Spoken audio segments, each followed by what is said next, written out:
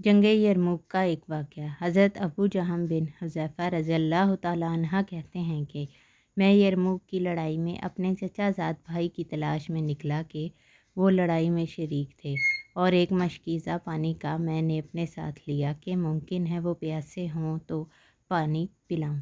इत्तफ़ाक़ से वो एक जगह इस हालत में पड़े हुए मिले कि दम तोड़ रहे थे और जान गई शुरू थी। मैंने कहा पानी का घूंट दूँ। उन्होंने इशारे से हाँ की। इतने में दूसरे साहब ने, जो करीब ही पड़े थे और मरने के करीब थे, आह की। मेरे चचाज़ाद भाई ने आवाज़ सुनी तो मुझे उनके पास जाने का इशारा किया। मैं इनके पास पानी लेकर गया। वो हशाम बिन अबी अल-आस थे।